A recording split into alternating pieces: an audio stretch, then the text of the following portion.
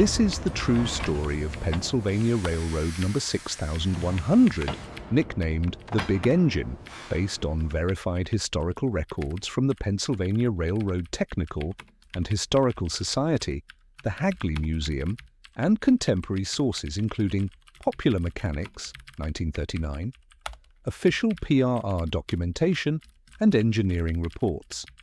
All dates, specifications, and events have been fact-checked against multiple archival sources.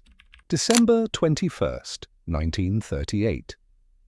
Altoona, Pennsylvania. In the bitter cold of a Pennsylvania winter, something impossible was taking shape inside the massive Pennsylvania Railroad workshops. Something that would break every rule, shatter every limit, and become the longest, most powerful, rigid-frame steam locomotive ever built. They called it number 6100. The world would call it the Big Engine. 140 feet of American ambition.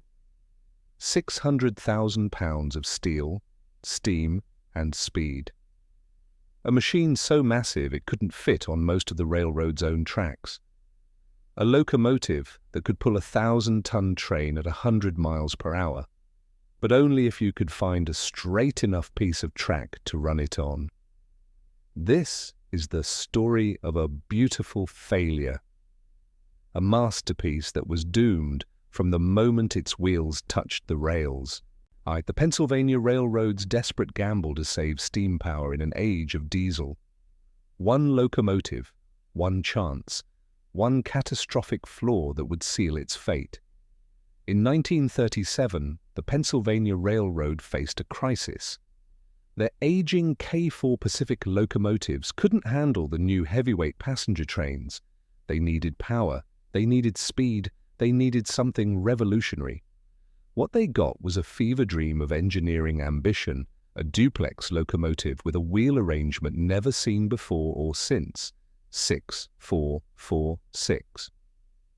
Only one was ever built. And that was probably for the best. Before we continue, if you're fascinated by engineering history and the golden age of steam, hit that subscribe button. We're diving deep into forgotten giants every week. Now let's meet the man who made the Big Engine beautiful. To understand the S1, you have to understand the man who dressed it. Raymond Loewy, French-American industrial designer, the man who would define the look of mid-century America, the Coca-Cola bottle, the Lucky Strike package, the Greyhound bus, and now the most beautiful locomotive ever conceived. Loewy didn't just design a train, he designed speed itself. The streamlined Art Deco shell was tested in the Guggenheim Aeronautical Laboratory's wind tunnel, the same facility where aircraft were born. Every curve calculated, every angle measured. The result was pure sculpture in steel. A locomotive that looked fast, standing still. But beauty came with a price. The Pennsylvania Railroad and Baldwin Locomotive Works had spent 2 years arguing over the design. By 1937, PRR had terminated Baldwin's consultation and assembled a consortium: Baldwin, American Locomotive Company, and Lima Locomotive Works. This wasn't collaboration, this was controlled chaos. The engineers wanted power. They got a 6-4-4-6 wheel arrangement, 6-wheel leading truck, 8 driving wheels in 2 sets of 4, 6-wheel trailing truck. It was duplex drive technology, 2 pairs of cylinders, each powering 2 pairs of wheels independently. No articulation, a rigid frame to maintain stability at speeds above 100 miles per hour. The cost, $669,780, more than twice the price of a standard T1 locomotive. In today's money, $15 million for one experimental engine, for one impossible dream.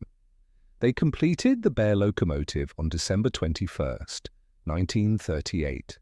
No streamlining, just raw mechanical power. March 13th, 1939. New York City, the World's Fair. Building the world of tomorrow.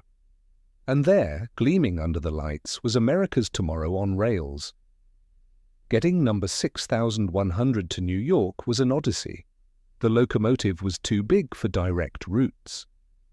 It had to take a circuitous journey via the Long Island Railroad, towed by smaller engines through sections it couldn't navigate alone. Obstacles were temporarily removed. The giant crawled forward at walking speed through clearances measured in inches, but when it arrived, it stopped the world. The Pennsylvania Railroad lettered the tender, not with their own name, but with American Railroads, because 27 Eastern railroads shared this 17-acre exhibit. This wasn't just PRR's pride, this was American rail power incarnate, and number 6100 wasn't a static display. They mounted it on a platform with rollers under the drive wheels. The boiler generated real steam. The duplex drive churned at 60 miles per hour, going nowhere, showing everyone exactly how this revolutionary technology worked. The sound alone was mesmerizing. 2 sets of cylinders exhaling in complex rhythm, a mechanical heartbeat unlike anything heard before. Popular mechanics called it the pride of American Railroad in their June 1939 issue. 25 million people visited the World's Fair over 2 seasons, calendars, stamps, puzzles, posters. The S1's image was everywhere. It became more than a locomotive. It became an icon. During the 5-month break between fair seasons, number 6100 slipped back into service, hauling the Manhattan Limited in November 1939.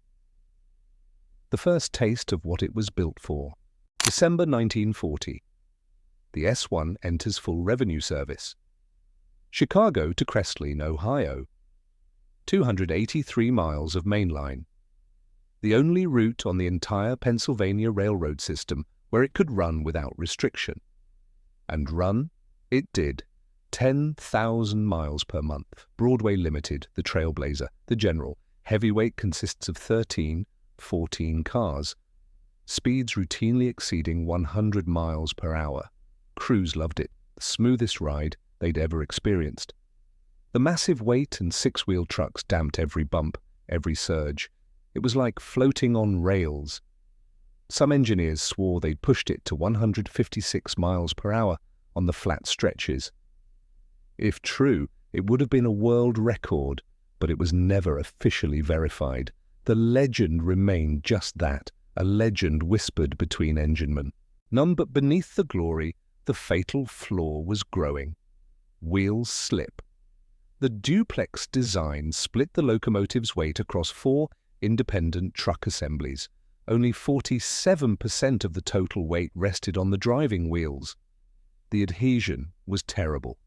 Unlike conventional locomotives where wheel slip announced itself with distinctive exhaust sounds, the S1's duplex cylinders created a complex rhythm that made slip detection nearly impossible. Worse, it slipped not just when starting, but at speed, unpredictably, dangerously. Engineers learned to feel it in their bones, sense it in the subtle shudder through the cab floor.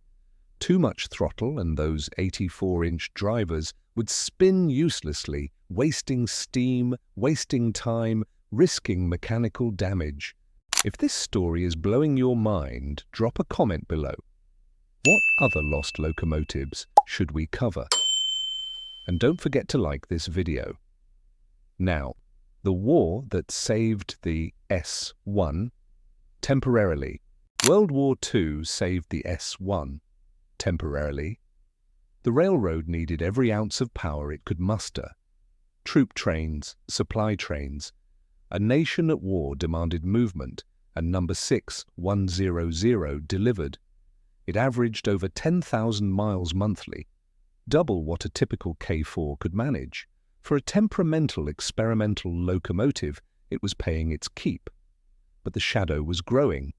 Electromotives diesels were proving reliable. Maintenance costs were lower. Crew requirements reduced. No coal, no water, no ash, just fuel and forward motion. The math was brutal and undeniable. By 1945, PRR President Martin W. Clement made the announcement. By May of 1948, we expect all of our through passenger trains west of the electrified territory to be dieselized. The age of steam was ending. See engineer Byron Breininger's Time book records what was probably number 6, 1100's final run, May 5th, 1946, 8:59 a.m., Chicago-bound. After that, silence. The big engine sat cold in the yards at Crestline, waiting. The Pennsylvania Railroad discussed preservation, board meetings, proposals. The S1 was unique, historic, a technological achievement despite its flaws. But the PRR's financial situation had been deteriorating since 1946. Maintenance costs were climbing, revenue was falling. Diesels were the future, and the future needed capital. 3 years.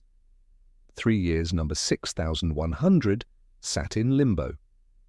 A monument to what might have been, a beautiful failure waiting for a decision that never came. 1949. The Scrapper's Torch. The longest rigid-frame steam locomotive ever built. The most powerful passenger engine of its era. The bearer of Raymond Loewy's genius. The star of the World's Fair.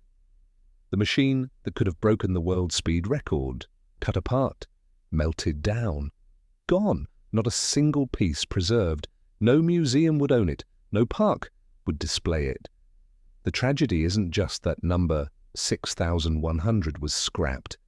The tragedy is that the Pennsylvania Railroad wanted to save it but couldn't afford to.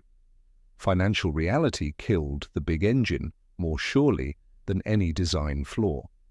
And here's the bitter irony. The lessons learned from number 6100 led directly to the T1 class.